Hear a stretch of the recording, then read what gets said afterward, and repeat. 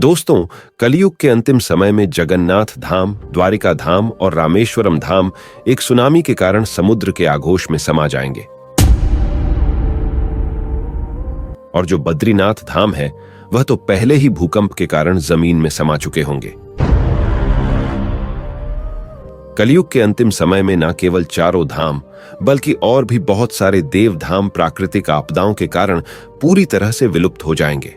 और जैसे ही चारों धाम पृथ्वी से लुप्त हो जाएंगे, उसी समय आसमान से उल्का पिंड गिरेंगे और चारों ओर केवल अंधकार ही अंधकार दिखाई देगा। इसी के साथ में भगवान कल की दुनिया से पाप, अधर्म, अन्याय, अत्याचार आदि का अंत करके सतयुग की स्थापना करेंगे। और हैरानी वाली बात तो यह है कि चारों धामों के अंत के संकेत भी हमें मिलना प्रारंभ हो चुके हैं। इससे पता चलता है कि कलयुग का अंत बहुत जल्दी होने वाला है। कौन कौन से धाम से कलयुग के अंत के क्या क्या संकेत मिल रहे हैं, कैसे और कब चारों धाम विलुप्त हो जाएंगे, कैसे होगी इस दुनिया में महाप्रलय, जानेंगे सब कुछ पूरे विस्तार के साथ में। दोस्तों, वीडियो शुरू करने से पहले एक छोटा सा निवेदन है कि नीचे कमेंट में जय जगन्नाथ जरूर लिखें। तो चलिए दोस्तों, बिना समय व्यर्थ करे वीडियो को शुरू करते हैं। दोस्तों, वेदों के अनुसार सनातन धर्म में 4 युगों के बारे में बताया गया है: सतयुग, त्रेता युग, द्वापर युग और कलयुग। हर एक के युग में किसी ना किसी धाम की स्थापना हुई है और हर युग में भगवान विष्णु ने कोई ना कोई अवतार अवश्य लिया है। बद्रीनाथ धाम की स्थापना सतयुग में हुई थी और इस युग में भगवान विष्णु ने मत्स्य अवतार, बरहा अवतार, नरसिंह अवतार आदि कई अवतार लिए थे। रामेश्वरम धाम की स्थापना त्रेता युग में हुई थी। इस युग में भगवान विष्णु ने श्री राम अवतार लिया था और घमंडी रावण का अंत किया था।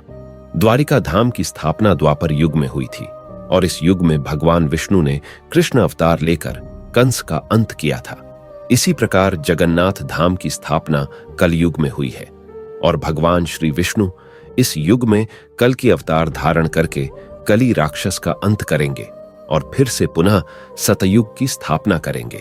जिस प्रकार इन धामों की स्थापना हुई है, उसी क्रम में इन धामों का अंत भी हो जाएगा। यानी सबसे पहले बद्रीनाथ धाम विलुप्त होगा और सबसे अंत में जगन्नाथ धाम। यह सब कैसे और कब होगा, चलिए जानते हैं। नंबर 1 पर है बद्रीनाथ धाम। बद्रीनाथ धाम की स्थापना कैसे हुई और इसका नाम बद्रीनाथ कैसे पड़ा, इसको लेकर बहुत रोचक कहानी प्रचलित है। पौराणिक कथाओं और यहाँ की लोक कथाओं के अनुसार नीलकंठ पर्वत के समीप भगवान विष्णु ने बाल रूप में अवतरण किया था। कहते हैं कि भगवान विष्णु अपने ध्यान और विश्राम हेतु एक उपयुक्त स्थान खोज रहे थे और उन्हें अलखनंदा नदी के समीप यह स्थान बहुत भा गया था।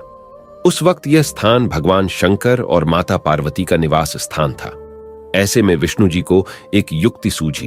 एक दिन शिव और पार्वती भ्रमण के लिए बाहर निकले और जब वे वापस लौटे तो उन्होंने द्वार पर एक नन्हे शिशु को रोते हुए देखा। माता पार्वती की ममता जाग उठी, वह शिशु को उठाने लगी। तभी भगवान शिव ने उन्हें रोका और कहा कि उस शिशु को मत छुओ। पार्वती जी ने पूछा, क्यों? भगवान शिव बोले, यह कोई साधारण शिशु नहीं है। सोचो, यह यहां अचानक कैसे और कहां से आ गया? दूर तक कोई इसके माता पिता नजर नहीं आते हैं। यह कोई साधारण बच्चा नहीं है, बल्कि मायावी लगता है। हालांकि भगवान शंकर सब समझ गए थे, लेकिन माता पार्वती नहीं मानी और वह बच्चे को उठाकर घर के अंदर ले गई। माता पार्वती ने बच्चे को चुप कराया और उसे दूध पिलाया। फिर वह बच्चे को वहीं सुलाकर भगवान शिव के साथ नजदीक के एक गर्म झरने में स्नान करने के लिए चली गई। जब वे दोनों वापस लौटे तो उन्होंने देखा कि घर का दरवाजा अंदर से बंद था। माता पार्वती ने शिव से कहा कि अब हम क्या करें? शिव ने कहा कि यह तुम्हारा बालक है, मैं कुछ नहीं कर सकता।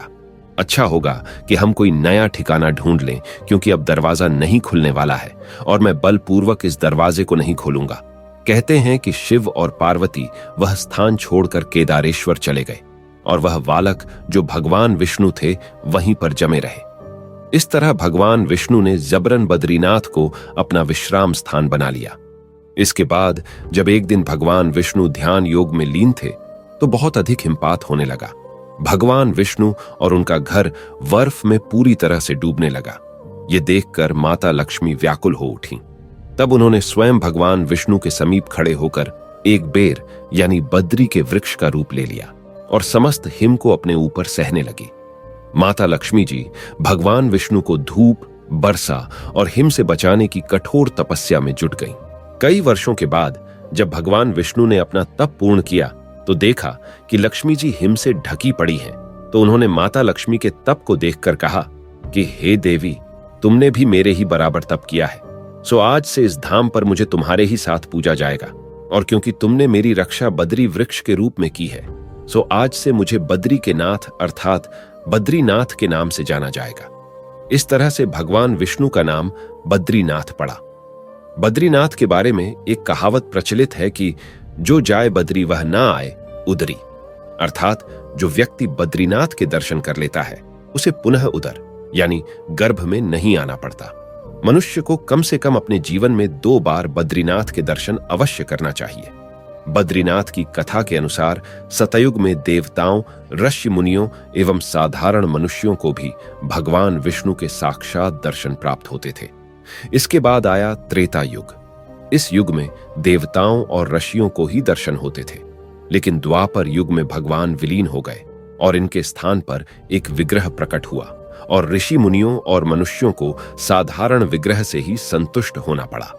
शास्त्रों के अनुसार सतयुग से लेकर द्वापर युग तक पाप का स्तर बढ़ता गया और भगवान के दर्शन दुर्लभ होते गए।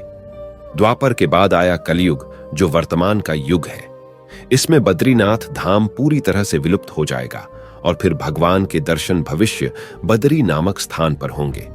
बद्रीनाथ धाम नर और नारायण 2 पर्वतों के बीच में अलखनंदा नदी, जो कि गंगा नदी की एक धारा है, उसके किनारे पर बसा हुआ है। माना जाता है कि जब गंगा नदी अवतरित हुई थी उस समय ये 12 धाराओं में बटी हुई थी।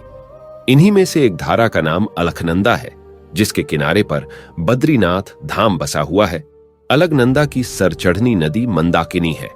इसी के किनारे केदार घाटी है, जिसके किनारे पर 12 ज्योतिर्लिंगों में से सबसे महत्वपूर्ण शिवलिंग केदारेश्वर है। गंगा नदी की बाकी की 10 धाराएं अब विलुप्त हो चुकी हैं।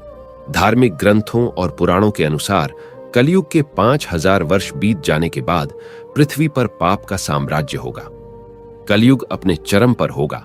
तब लोगों की आस्था लोभ, लालच और काम पर आधारित होगी। सच्चे भक्तों की कमी हो जाएगी। ढोंगी और पाखंडी भक्ति और साधुओं का बोलबाला होगा। ढोंगी संतजन धर्म की गलत व्याख्या कर समाज को दिशाहीन कर देंगे। तब इसका परिणाम यह होगा कि धरती पर मनुष्यों के पाप को धोने वाली गंगा स्वर्ग को लौट जाएगी। इसी समय जोशी मठ में नृसिंह भगवान के हजारों साल पुराने मंदिर में स्थित नृसिंह भगवान की मूर्ति की दाहिने हाथ की भुजा टूटकर गिर जाएगी, क्योंकि यह भुजा दिन ब दिन पतली होती जा रही है और अब यह है भुजा बहुत पतली हो गई है। जिस दिन यह टूटेगी उसी दिन उस क्षेत्र में एक भयंकर भूकंप आएगा और वहां पर स्थित नर और नारायण पर्वत आपस में मिल जाएंगे। इसी के साथ बद्रीनाथ और केदारनाथ के साथ साथ उस क्षेत्र में जितने भी धाम हैं वह सब विलुप्त हो जाएंगे। इसके बाद भगवान बद्रीनाथ के दर्शन भविष्य बद्री नामक स्थान पर होंगे। भविष्य बद्री जो तपोवन मार्ग पर है। यहां अभी पैदल 6 किलोमीटर चलना पड़ता है। बताया जाता है कि जंगल के बीच एक पत्थर पर धीरे धीरे भगवान के स्वरूप की आकृति उभर रही है। बाद में भक्त लोग भगवान के दर्शन के लिए यही एकत्रित होंगे। वैज्ञानिक भी इस बात को मानते हैं कि बद्रीनाथ क्षेत्र की जमीन के अंदर टेक्टोनिक प्लेटों में हलचल होती रहती है और वहां पर कभी भी भूकंप आ सकता है। अभी कुछ समय पहले जोशी मठ में मकानों में दरारें आ गई थी। कई जगह की जमीन ढंस गई थी। इससे स्पष्ट होता है कि वहां पर कभी भी भूकंप आ सकता है। नंबर 2 पर है रामेश्वरम धाम। लंका पर विजय प्राप्त करने के लिए भगवान राम ने समुद्र किनारे शिवलिंग बनाकर शिव जी की पूजा की थी। इससे प्रसन्न होकर भगवान शिव ने उन्हें विजय श्री का आशीर्वाद दिया था। आशीर्वाद के साथ श्री राम ने शिव जी से अनुरोध किया था कि जन कल्याण के लिए वे सदैव ज्योतिर्लिंग के रूप में यहां निवास करें। उनकी इस प्रार्थना को भगवान शिव ने स्वीकार कर लिया और तब से रामेश्वरम में इस शिवलिंग की पूजा हो रही है। यानी यह शिवलिंग त्रेता युग में स्थापित किया गया था। इस ज्योतिर्लिंग की स्थापना के पीछे एक और कहानी प्रचलित है। कहा जाता है कि भगवान राम जब लंका पर विजय प्राप्त करके लौट रहे थे तो उन्होंने गंधमादन पर्वत पर विश्राम किया था और वहां पर ऋषि मुनियों ने श्री राम को बताया कि रावण एक ब्राह्मण था, उसका वध करने से उन पर ब्रह्म हत्या का दोष लगा है, जो कि शिवलिंग की स्थापना करके ही दूर हो सकता है। शिवलिंग की स्थापना के लिए भगवान राम ने हनुमान जी से शिवलिंग लाने को कहा, मगर कैलाश पर्वत पर पहुंचकर हनुमान जी को भगवान शिव नजर नहीं आए तो वह वहीं भगवान शिव के प्रकट होने के लिए तपस्या करने लगे। इधर रामेश्वरम में शिवलिंग की स्थापना का मुहूर्त निकला जा रहा था। भगवान शिव ने प्रकट होकर हनुमान जी को शिवलिंग प्रदान किया, लेकिन तब तक माता सीता मुहूर्त निकल जाने के भय से बालू का शिवलिंग स्थापित कर चुकी थी। पहले से स्थापित शिवलिंग को देखकर हनुमान जी बहुत आहत हो गए। भगवान राम ने उन्हें समझाने का काफी प्रयास किया, लेकिन वह संतुष्ट नहीं हुए। तब श्री राम ने उनसे कहा कि ठीक है, आप इस शिवलिंग को उखाड़ दो तो मैं आपके द्वारा लाए हुए शिवलिंग को स्थापित कर दूंगा। लेकिन हनुमान जी इतने शक्तिशाली होते हुए भी उस शिवलिंग को उखाड़ नहीं सके और अंत में मूर्छित होकर गंधमादन पर्वत पर जा गिरे। जब होश में आए तो भगवान राम ने उनके द्वारा लाए शिवलिंग को भी नजदीक में ही स्थापित कर दिया और उसका नाम हनुमदेश्वर रखा। सावन के महीने में रामेश्वरम में जलाभिषेक करने का बहुत महत्व है। मान्यता तो यह भी है कि रामेश्वरम में शिव की पूजा विधिवत करने से ब्रह्म हत्या जैसे दोष से भी मुक्ति मिल जाती है। रामेश्वरम को दक्षिण भारत का काशी कहा जाता है। यहाँ की धरती को भी भोले बाबा और मर्यादा पुरुषोत्तम श्री राम की कृपा से मोक्ष देने का आशीर्वाद प्राप्त है। रामेश्वरम तमिलनाडु राज्य में हिंद महासागर और बंगाल की खाड़ी से घिरा हुआ एक सुंदर शंख के आकार का टापू है। ऐसा माना जाता है कि कलयुग के अंतिम समय में जब विश्व युद्ध चल रहा होगा, प्राकृतिक आपदाएं आ रही होंगी, उसी समय आसमान से एक बहुत बड़ा उल्कापिंड समुद्र में गिरेगा और रामेश्वरम धाम पूरी तरह से समुद्र में डूब जाएगा। बहुत पहले यह द्वीप भारत की मुख्य भूमि के साथ जुड़ा हुआ था, परंतु बाद में सागर की लहरों ने मिलाने वाली कड़ी को काट डाला, जिससे वह चारों ओर से पानी से गिरकर टापू बन गया। नंबर 3 पर है द्वारिका धाम। चारों धामों में से एक द्वारिका धाम का मंदिर लगभग 2000 से अधिक वर्ष पुराना है। इससे पहले भगवान श्री कृष्ण ने जो द्वारका नगर बसाया था, वह किसी कारण बस समुद्र में समा गया था। गुजरात राज्य के पश्चिमी सिरे पर समुद्र के किनारे स्थित 4 धामों में से एक धाम और 7 पवित्र पुरियों में से एक पुरी द्वारिका है। द्वारिका 2 हैं, गोमती द्वारिका और बेट द्वारिका। गोमती द्वारिका धाम है और बेट द्वारिका पुरी है। द्वारिका का प्राचीन नाम कुशस्थली है। पौराणिक कथाओं के अनुसार महाराजा रैवतक के समुद्र में कुश बिछाकर यज्ञ करने के कारण ही इस नगरी का नाम कुशस्थली हुआ था। यह द्वारिकाधीश का प्रसिद्ध मंदिर होने के साथ ही सुंदर, मनोरम और अमनीय स्थान है। मुस्लिम आक्रमणकारियों ने यहाँ के बहुत से प्राचीन मंदिर तोड़ दिए। यहाँ से समुद्र को निहारना अति सुखद है। कई द्वारों का होने के कारण इसका नाम द्वारिका पड़ा। इस शहर के चारों ओर बहुत लंबी दीवार थी, जिसमें कई द्वार थे। वह दीवार आज भी समुद्र के तल में स्थित है। भारत के सबसे प्राचीन नगरों में से एक है द्वारिका। कुछ नगर बहुत प्राचीन हैं, जैसे द्वारिका, मथुरा, काशी, हरिद्वार, अवंतिका और अयोध्या। द्वारिका को द्वारावती, कुशस्थली, अनारतक, उखामंडल, गोमती द्वारिका, चक्रतीर्थ, अंतर्गीव, बाहरी दुर्ग भी कहा जाता है। कहते हैं कि प्रभु श्री कृष्ण प्रतिदिन उत्तराखंड में चमोली में स्थित बद्रीनाथ धाम के सरोवर में स्नान करते हैं। स्नान करने के बाद श्री कृष्ण गुजरात के समुद्र तट पर स्थित द्वारिका धाम में अपने वस्त्र बदलते हैं।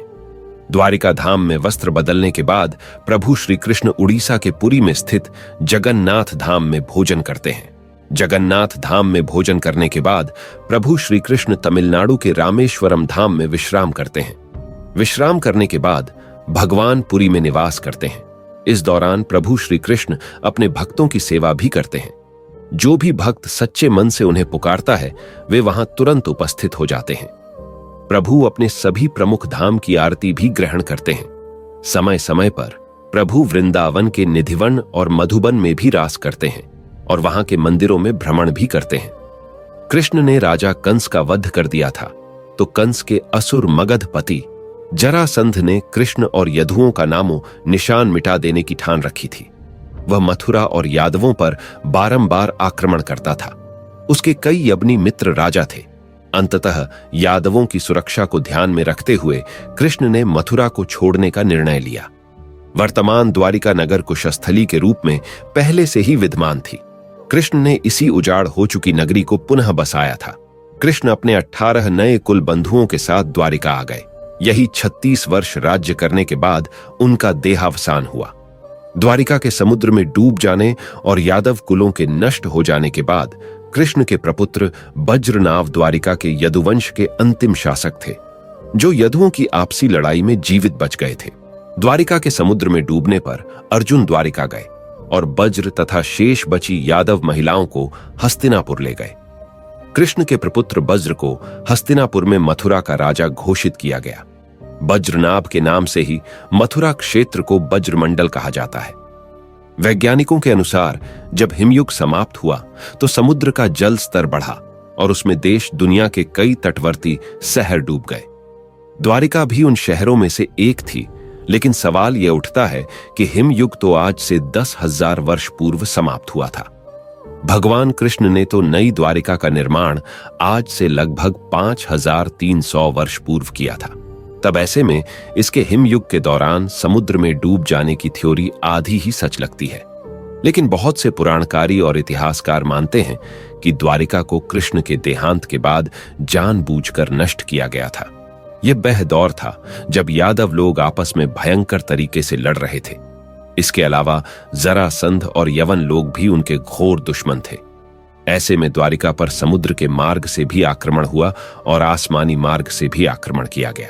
अंततः यादवों को उनके क्षेत्र को छोड़कर फिर से मथुरा और उसके आसपास शरण लेना पड़ी। हाल ही की खोज से यह सिद्ध करने का प्रयास किया गया है कि यह वह दौर था जब धरती पर रहने वाले एलियंस का आसमानी एलियंस के साथ भयंकर युद्ध हुआ था, जिसके चलते एलियंस ने उन सभी शहरों को निशाना बनाया जहां पर देवता लोग रहते थे या जहां पर देवताओं के वंशज रहते थे। और अब ऐसा माना जाता है कि कलयुग के अंतिम समय में भी जो वर्तमान में द्वारिका धाम है वह समुद्र में समा जाएगा और इसी के साथ में कलयुग का अंत हो जाएगा। नंबर 4 पर है जगन्नाथ धाम। इस मंदिर का सबसे पहला प्रमाण महाभारत के वन पर्व में मिलता है। कहा जाता है कि जब भगवान विष्णु धरती पर अवतरित हुए तो सबसे पहले सब्र आदिवासी विश्ववसूल ने नीलमध्यम के रूप में भगवान जगन्नाथ की पूजा की थी। आज भी यहां ब्राह्मण पुजारियों के अलावा सब्र जनजाति के भी पुजारी हैं, जिन्हें देतापति के नाम से जाना जाता है। सब्र जनजाति के देवता होने के कारण यहां भगवान जगन्नाथ का रूप कबीलाई देवताओं की तरह है। पहले कबीले के लोग अपने देवताओं की मूर्तियों को लकड़ी से बनाते थे। जेठ पूर्णिमा से आषाढ़ पूर्णिमा तक सब्र जाति के देतापति जगन्नाथ जी की सारी रीतियां करते हैं। राजा इंद्रबिंदु मालवा का राजा था, जिसके पिता का नाम भारत और माता का नाम सुनती था। एक रात भगवान विष्णु ने राजा इंद्रबिंदु को सपने में दर्शन दिए और कहा कि नीलांचल पर्वत की एक गुफा में मेरी एक मूर्ति है, उसे नील माधव कहते हैं। तुम एक मंदिर बनवाकर उसमें मेरी यह मूर्ति स्थापित कर दो। राजा ने अपने सेवकों को नीलांचल पर्वत की खोज में भेजा। उसमें से एक था ब्राह्मण विद्यापति। विद्यापति ने सुन रखा था कि सब्र कबीले के लोग नील माधव की पूजा करते हैं और उन्होंने अपने देवता की इस मूर्ति को नीलांचल पर्वत की गुफा में छुपा कर रखा है। वह यह भी जानता था कि सब्र कबीले का मुखिया विश्ववसूल नील माधव का उपासक है और उसी ने मूर्ति को गुफा में छुपा कर रखा है। लेकिन कहां पर छुपा कर रखा है और किस रास्ते से वहां पर जाते हैं यह उसे पता नहीं था। इस जानकारी के लिए विद्यापति वहां कबीले में जाकर कई दिन रुका और चतुर विद्यापति ने मुखिया की बेटी से प्रेम विवाह कर लिया। आखिर में वह अपनी पत्नी के जरिए नील माधव की गुफा तक पहुंचने में सफल हो गया। उसने मूर्ति चुरा ली और राजा को लाकर दे दी। विश्ववसूल अपने आराध्य देव की मूर्ति चोरी होने से बहुत दुखी हुआ। अपने भक्त के दुख से भगवान भी दुखी हो गए। भगवान गुफा में लौट गए, लेकिन साथ ही राजा इंद्रबिंदु से वादा किया कि वो एक दिन उनके पास जरूर लौटेंगे, बशर्ते कि वो एक दिन उनके लिए विशाल मंदिर बनवा दे। राजा ने मंदिर बनवा दिया और भगवान विष्णु से मंदिर में विराजमान होने के लिए कहा। भगवान ने कहा कि तुम मेरी मूर्ति बनाने के लिए समुद्र में तैर रहा पेड़ का वह बड़ा टुकड़ा उठाकर लाओ जो द्वारिका से समुद्र में तैर कर पुरी आ रहा है।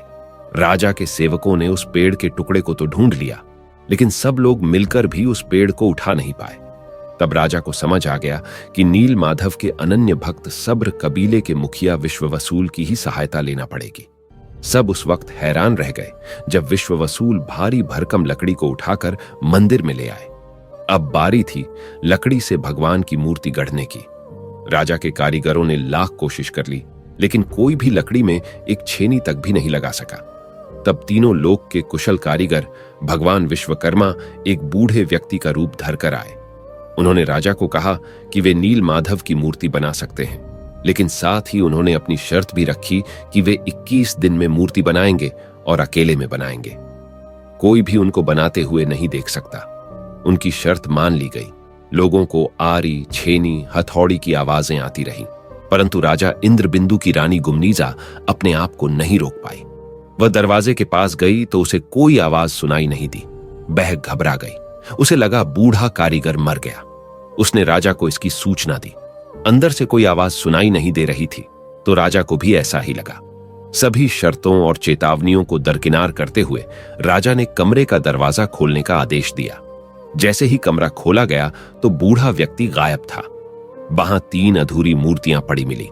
भगवान नील माधव और उनके भाई के छोटे छोटे हाथ बने थे, लेकिन उनकी टांगे नहीं थी, जबकि सुबह ग्रह के हाथ पांव बनाए ही नहीं गए थे। राजा ने इसे भगवान की इच्छा मानकर इन्हीं अधूरी मूर्तियों को स्थापित कर दिया। तब से लेकर आज तक तीनों भाई बहन इसी रूप में विद्यमान है। वर्तमान में जो मंदिर है वह 7वीं सदी में बनाया गया था। हालांकि इस मंदिर का निर्माण ईसा पूर्व 2 में भी हुआ था। यहां स्थित मंदिर 3 बार टूट चुका है। 1174 ईस्वी में उड़ीसा शासक आनंद भीमदेव ने इसका जीर्णोद्धार करवाया था। मुख्य मंदिर के आसपास लगभग 30 छोटे बड़े मंदिर स्थापित है। हिंदुओं की प्राचीन और पवित्र 7 नदियों में पूरी उड़ीसा राज्य के समुद्री तट पर बसा है। जगन्नाथ मंदिर विष्णु के 8वें अवतार श्री कृष्ण को समर्पित है। भारत के पूर्व में बंगाल की खाड़ी के पूर्वी छोर पर बसी पवित्र नगरी पुरी उड़ीसा की राजधानी भुवनेश्वर से थोड़ी दूरी पर है। आज का उड़ीसा प्राचीन काल में उत्कल प्रदेश के नाम से जाना जाता था। यहां देश की समृद्ध बंदरगाहें थीं, जहां जाबा, सुमात्रा, इंडोनेशिया, थाईलैंड और अन्य कई देशों का इन्हीं बंदरगाह के रास्ते व्यापार होता था। पुराणों में इसे धरती का वैकुंठ कहा गया है। इसे श्री क्षेत्र, श्री पुरुषोत्तम क्षेत्र, 7 क्षेत्र, नीलांचल, नीलगिरी और श्री जगन्नाथ पुरी भी कहते हैं कि मंदिर के एक नहीं हजारों रहस्य हैं। यहाँ कई रहस्यमयी किताबें और ग्रंथों के साथ ही खजाने भी रखे हुए होने की बात कही जाती है।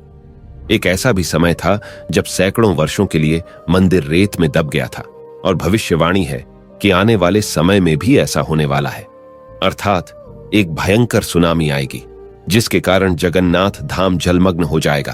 तो दोस्तों, आज के वीडियो में बस इतना ही। मिलते हैं अगले वीडियो में ऐसे ही रहस्यों के साथ में।